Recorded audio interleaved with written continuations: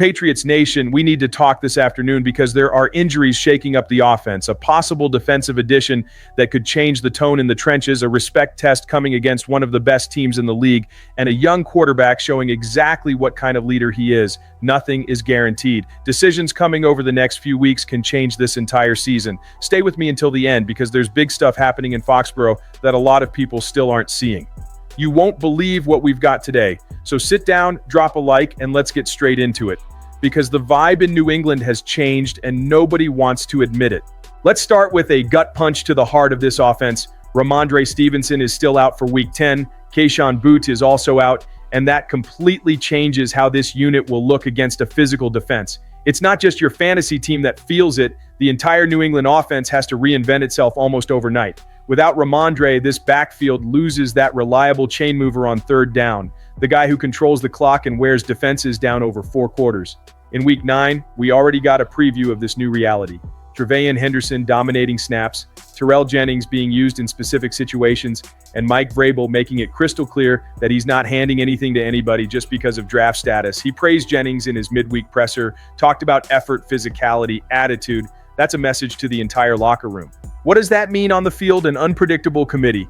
Henderson might still be the volume guy, but Jennings looks like he's earning those short yardage and red zone chances, the high leverage moments. For the Patriots season, that's a double-edged sword. On one hand, you get fresh legs and versatility. On the other, you lose the comfort of having one clear bell cow, the guy you trust to close games out in the fourth quarter. The margin for error shrinks. At the same time, Bootie's absence opens up opportunity, responsibility, and pressure for rookie Kyle Williams. When Boot left the game hurt, Williams' snap share shot up, and now the expectation is he'll flirt with something to 60 to 70% of the snaps. With Demario Douglas locked into the slot and Stephon Diggs commanding extra attention every down, Williams can easily become that breakout piece who turns a small window into a full-time role. And the fans feel this in their core. Some people are hyped to see Jennings and Williams bring fresh juice to the offense. Others are worried that the ground game is losing its identity and that all this rotation might backfire when the game tightens late. In the bars, in the group chats, in the Gillette parking lot, the question is the same. Who's going to step up and carry the load when it matters most?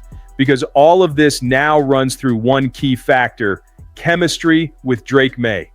If that connection with these new pieces clicks early, the narrative flips from concerning injuries to new explosive version of the Patriots offense. If it doesn't, we could be staring at stalled drives, back-to-back 3-and-outs, and a defense stuck on the field way too long. And that, my friend, is a recipe for disaster in November. Patriots Nation, one thing Bill Belichick always taught and Mike Vrabel clearly learned is that the NFL market never sleeps. And right now, there's an opportunity out there screaming New England's name. DeMarvin Leal, former Steeler, young, physical, versatile, is on the market after being waived by Pittsburgh. If the Patriots are serious about becoming a respected team again, this is exactly the kind of player they can't just watch go somewhere else. The interior of New England's defensive line is loaded at the top with Christian Barmore and Milton Williams, one of the most disruptive young interior duos in the AFC. But once you look past them, the picture changes. The rotation is short. You've got situational guys, specialists, and in a system that demands constant interior pressure with 4 down linemen, that's dangerous. One physical game against a run-heavy team or a quarterback who extends plays, and a single injury can completely expose the middle. In December and January, depth wins, period. That's where Leal fits perfectly. He's that modern tweener, a guy who can line up as a 5-tech on early downs, then slide inside to 3-tech on passing downs. At Texas A&M, he flashed explosion, and in Pittsburgh, there were glimpses of real impact. The issue wasn't talent, it was consistency and fit. That's exactly the kind of profile New England has turned into hidden gems for years. Imagine him rotating with Barmore and Williams, keeping the interior pressure steady and reducing the wear and tear on your starters. Vrabel loves guys who can wear multiple hats, who can confuse blocking schemes and collapse the pocket from the inside out. Put Leal in those sub-packages with 3 aggressive interior rushers, and suddenly your edge guys are feasting on one-on-ones they've been begging for since Matthew Judon left town. And here's the kicker. He's cheap. Former third-round pick, only 25, coming out of a demanding, physical, competitive defensive culture. Short deal, low risk, real upside. It's exactly the kind of move a team makes when it's trying to build a tough, deep defense without blowing up the cap. That's why the fan buzz has already started online. you see comments like, Leal in Foxborough would be highway robbery, and if they let this guy go somewhere else, they're still asleep.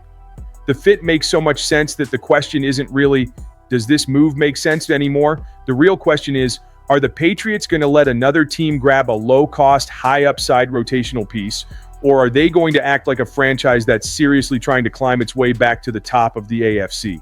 Because if the goal is to keep Barmore and Milton Williams fresh deep into the season, protect the defense against injuries, and keep crushing pockets from the inside, DeMarvin Leal is exactly the kind of move New England should be all over right now. Patriots Nation, buckle up, because now we're talking about a game that can flip the entire perception of this team. The winning streak has everybody excited, but the next step is the kind of challenge that really tests a team's character. On Sunday, the Patriots go down to Tampa to face the Buccaneers, and that's a straight-up measuring stick game. One of the most explosive offenses in the league against a defense that's been surviving on discipline, adjustments, and pure effort. Mike Vrabel knows exactly what he's walking into, and he didn't try to hide the respect he has for this Bucs offense. He basically said they're constantly moving guys around, using jet motion, fly motion, tight ends leaking out while defenders are looking the wrong way. That's Vrabel telling you, if your eyes aren't right, they're going to make you pay. This is the type of offense that destroys undisciplined defenses. It confuses your rules, stretches your communication, and turns one small mistake into a chunk play. Baker Mayfield is playing loose, extending plays, moving the pocket, creating off-schedule throws. If the Patriots front loses gap integrity for even half a second, it's a big play waiting to happen. The key for New England is to find that balance. Pressure him without losing control. Force him to speed up his decisions without giving up busted coverages behind it. At the same time, Tampa's defense brings its own set of nightmares. Antoine Winfield Jr. on the back end, Vita Vea anchoring the middle, Hassan Reddick and Yaya Diaby coming off the edge, Levante David still playing at a crazy high level. This is not a unit that just hits you, they take the ball away. 10 turnovers in the last 4 games says everything. Vrabel said it straight. If New England doesn't protect the ball, they don't have a chance. That puts a spotlight directly on Drake Maye. This is the kind of matchup where you find out what stage of the journey your quarterback is really in. Todd Bowles is a master of disguising pressure, of making a quarterback think he's seeing one thing, then changing the picture after the snap. One bad read, one forced ball, and you're looking at an interception or a strip sack. The Patriots offense is going to have to be creative to survive, moving the pocket, using play action, leaning into quick game to help the offensive line, mixing tempos to keep Tampa guessing. This is the kind of game that defines narratives. If New England goes on the road, withstands that storm, and steals a win, the entire league is going to start looking at this team differently. If they get overwhelmed, you know what's coming. That winning streak was a mirage. It's that thin line between gaining respect and feeding doubt.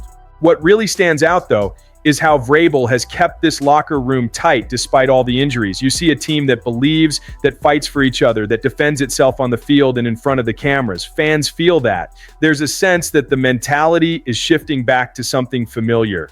It's not the old Patriots copy and paste, but there's a modern version of the Patriot way slowly coming back to life in Foxborough. And if there's one guy who embodies that right now, it's Drake Maye.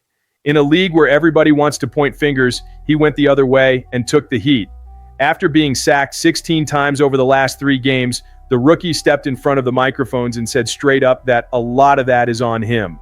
No passive-aggressive comments about the offensive line, no throwing teammates under the bus, no PR polish nonsense. He admitted he's holding the ball too long at times. When a 23-year-old quarterback says that publicly, the locker room listens. That's the Patriot standard trying to re-emerge. Maye could easily lean on the "I'm still young" excuse, but he chose accountability instead. That's real leadership. The entire roster feels the difference when the quarterback takes ownership. The O-line feels protected, the coaching staff earns more buy-in, and the fan base sees something genuine. It's not a coincidence that the people in New England are falling in love with this kid. He represents a new generation of Patriots, but with the same backbone as the old one. And the timing could not be more critical. Tampa's defensive front comes into this matchup with 15 sacks in their last 3 games. They're arriving with bad intentions and a clear plan to stress every weak spot in this offense. If the Patriots don't adjust, if Maye doesn't speed up his internal clock and trust his reads, this winning streak can come crashing down fast. But if he and the line can get on the same page, if the ball starts coming out on time and the offense stays ahead of the sticks, this team can absolutely steal a game that a lot of people think they have no business winning. You know Vrabel loved hearing his quarterback own those mistakes. That's exactly the culture he's trying to build. A group that faces its flaws head-on, without drama and without excuses. That's big-time team mentality. Seeing that mindset grow inside such a young roster is what gives you real hope. Maye's humility doesn't make him look weak, it makes him look dangerous. It shows he understands what it means to wear that Patriots logo on his helmet. Patriots Nation, what we're seeing right now is a team in transition, but in the best sense of the word. Injuries are shaking up the offense, but they're also forcing hungry young players to step into the spotlight. A potential move like DeMarvin Leal could give this defensive front the depth it absolutely needs for the cold weather stretch. A showdown with the Buccaneers is about to test every inch of this roster, physically and mentally. And in the middle of all that, a rookie quarterback is already acting like the grown-up in the room, choosing accountability over excuses and setting the tone for everyone else. Drop your thoughts in the comments, smash that like button, subscribe to the channel, and let the league hear that Patriots Nation is still very much alive.